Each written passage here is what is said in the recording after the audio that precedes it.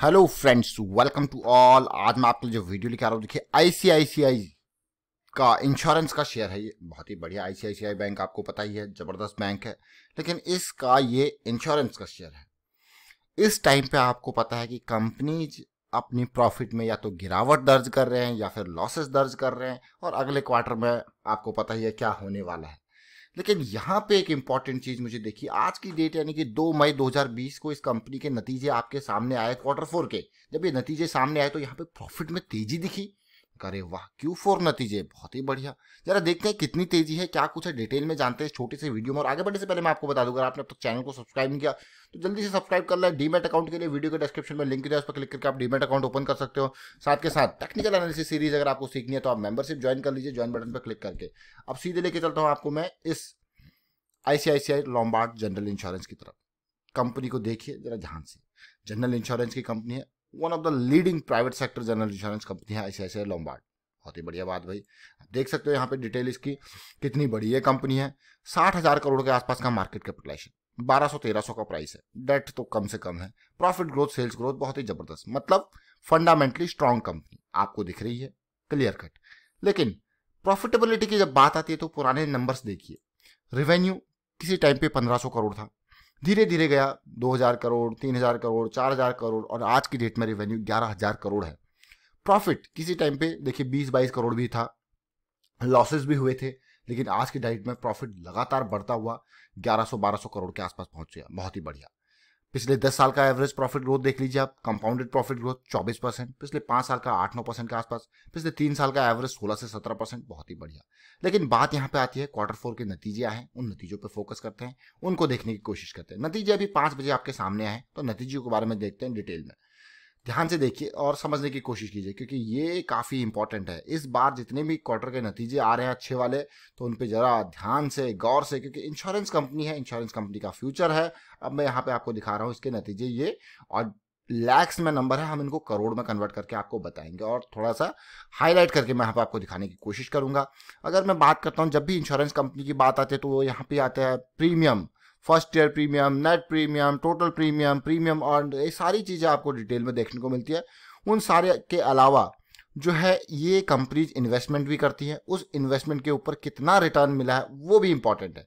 अगर यहाँ पे मैं देखूँ, सबसे अच्छी बात मुझे ये लगी कि जनरली क्या है कि इंश्योरेंस कंपनीज के जो इन्वेस्टमेंट के ऊपर रिटर्न है वो ना के बार यहाँ पे नेगेटिव में है, यानी कि लॉसेस में है। लेकिन यहाँ पे मैं देख पा रहा हूँ कि 312 करोड़ का प्रॉफिट पिछली बार था, और इस बार ये 418 करोड़ हो गया। यानी कि जो इसके इन्वेस्टमेंट है उस पर रिटर्न इसको मिले हैं पॉजिटिव में, पिछले साल के कंपैरिजन में। आप देख सकते हो 418 करोड़। ये मुझे बहुत ही बेहतरीन चीज़ लगी, जो मैं आपके साथ शेयर करना चाहता हूँ, क्योंकि मैंने अभी पिछले जो इंश्योरेंस कंपनीज के रिजल्ट आए थे, जिसमें ICICI prudential life insurance, HDFC life insurance, कई सारे जो रिजल्ट आए उनमें मुझे यही देखने को मिला कि जो इनकम फ्रॉम इन्वेस्टमेंट है वो नेगेटिव है, लेकिन यहाँ पे ये पॉजिटिव मुझे काफ़ी अच्छा लगा। और टोटल इनकम की अगर मैं बात करूँ तो टोटल इनकम जो मुझे देखने को मिली 2850 करोड़, क्योंकि ये लाख में है तो मैंने लास्ट के 2 पॉइंट हटा दिए। 2850 करोड़, जो कि पिछले साल मार्च में थी 2543 करोड़, 2542 करोड़। ऐसे माहौल में टोटल इनकम का इतना बढ़ना is a very positive thing मैं कहूंगा। लेकिन यहाँ पे अगर मैं पिछले साल से, पिछला दिसंबर यानी कि 2019 लास्ट क्वार्टर से कंपेयर करूँ, तो लास्ट क्वार्टर में ये थे 2800 राउंड ऑफ करके लगा लीजिए, 2800 यानी कि 2800 करोड़। लेकिन यहाँ पे 50 करोड़ बढ़ाई है, इजाफा ही हुआ है, वो अच्छी बात है, पॉजिटिव बात है। अब बात करते हैं, टोटल इनकम होती है तो फिर एक्सपेंसेस भी होते हैं, एक्सपेंसेस होते हैं तो फिर जाके आपका निकलता है profit, profit before tax, profit after tax, tax देने के बाद। ये इंपॉर्टेंट चीजें जरा ध्यान देके समझते हैं इनको कि क्या कुछ हुआ है। अब जब प्रॉफिटेबिलिटी की बात आती है तो मैं देखता हूँ सीधे प्रॉफिट बिफोर टैक्स को जानते हैं पहले। ये रहा प्रॉफिट बिफोर टैक्स हमारे पास। प्रॉफिट बिफोर टैक्स के नंबर में देखूँ तो मुझे दिख रहा है 370 करोड़। मुझे लगा कि आप तक टैक्सेशन का कुछ डिटेल हो। 370 करोड़, जो कि लास्ट ईयर था 345 करोड़। जो नंबर है, this number is impressive. 345 crore से 370 करोड़, बहुत ही अच्छी बात है भाई। और लास्ट क्वार्टर में ये 390 करोड़ था। क्वार्टर के कंपैरिजन में यहाँ पे कमी देखने को मिली, लेकिन ओवरऑल पॉजिटिव। बट जब बात आती है प्रॉफिट आफ्टर टैक्स की, जरा उसको भी ध्यान दें। लास्ट ईयर मार्च में था 227 करोड़, 227 करोड़। इस बार ये कितना हो गया, 281 crore, 281 crore. Clear cut positivity. लेकिन लास्ट क्वार्टर के कंपैरिजन में अगर मैं देखूं तो ये क्वार्टर है, लास्ट क्वार्टर में 294 करोड़ था ये, इसके कंपैरिजन में गिरावट है, लेकिन लास्ट ईयर के कंपैरिजन में पॉजिटिविटी। बहुत ही अच्छी बात है भाई। अब बात आती है, अगर और डिटेल में यहाँ पे दिखाए हैं, इसको समझने की कोशिश करें तो देखिए ये डिटेल हमने देखी। अब अर्निंग पर शेयर की बात है कि अर्निंग पर शेयर कितना हुआ है उसको देखने की कोशिश करते हैं कि अर्निंग पर शेयर कितना हुआ है। यहाँ पे जो 5 रुपए का earning per share last year March में था, इस बार 6 रुपए 20 पैसे का, यानी कि 6.20। अच्छा है, अर्निंग पर शेयर भी आपको हो गया, ये तो बहुत ही बढ़िया है।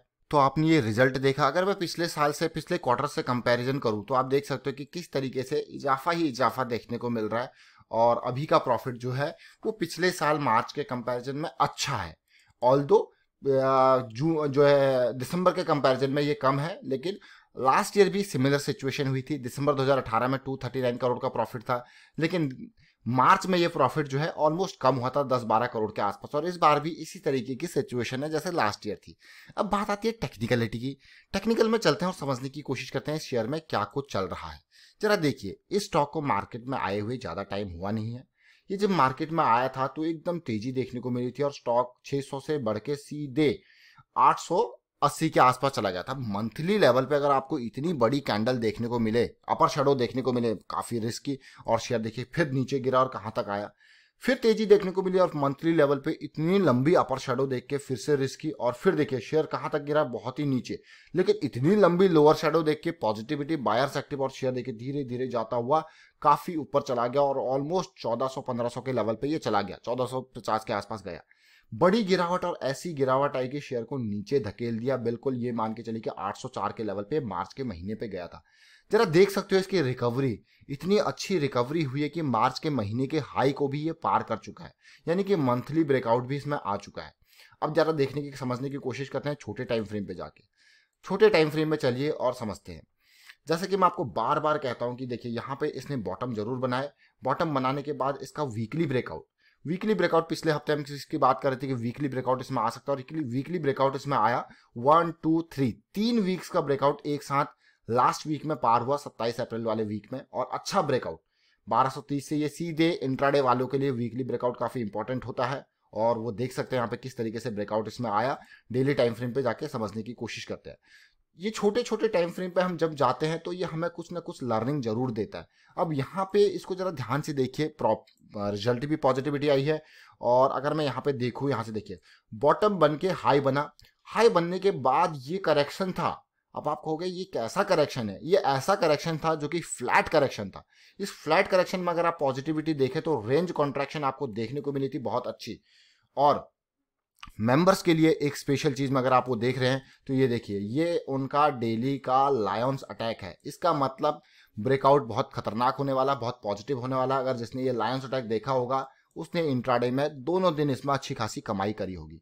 और भी पॉजिटिव बात यह है लॉन्ग टर्म इन्वेस्टर के लिए कि ये stock 200 day simple moving average से ऊपर जा चुका है, और अभी अपने मंथली ब्रेकआउट के लेवल के पास है, बिल्कुल पास है। और इसके नियर कंसोलिडेशन काफी अच्छी, काफी पॉजिटिव बात होती है।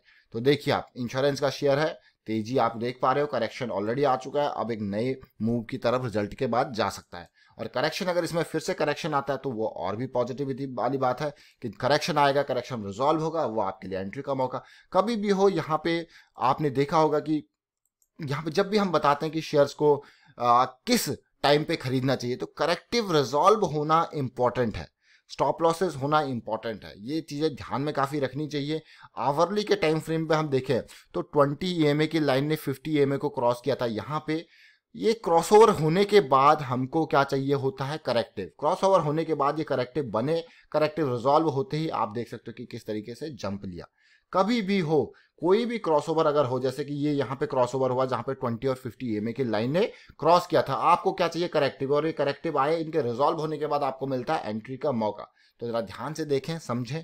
ICICI लोम्बार्ड जनरल इंश्योरेंस की हमने बात करी, इसका रिजल्ट आया है और इस तरीके से बेसिक टेक्निकल अगर आप सीखना चाहते हो तो आप मेंबरशिप ज्वाइन कर सकते हो। ज्वाइन वहां पे आपको प्रैक्टिस करवाई जाती है। देखिए कितनी सारी प्रैक्टिस लोग करते हैं, अपने स्टॉप लॉसेस, अपने एंट्री पॉइंट्स, अलग अलग तरीके से सब अपनी अपनी थीसिस शेयर करते हैं ताकि वो अपना एक पर्सपेक्टिव बना पाए। क्योंकि यहाँ पे आपको पता है मार्केट कितनी जबरदस्त है। देखिए हर तरीके से लोग अपने डाटा को शेयर कर रहे हैं, वो काफ़ी इंपॉर्टेंट है और काफ़ी अच्छी बात भी है। और मुझे लगता है कि हर रिटेल इन्वेस्टर को ये काम जरूर करना चाहिए। लर्निंग और प्रैक्टिस अर्निंग से पहले काफ़ी इंपॉर्टेंट है। अगर वो अपनी थीसिस के साथ मार्केट में जाएंगे तो कभी धोखा नहीं खाएंगे, क्योंकि ये उनकी अपनी सोच है।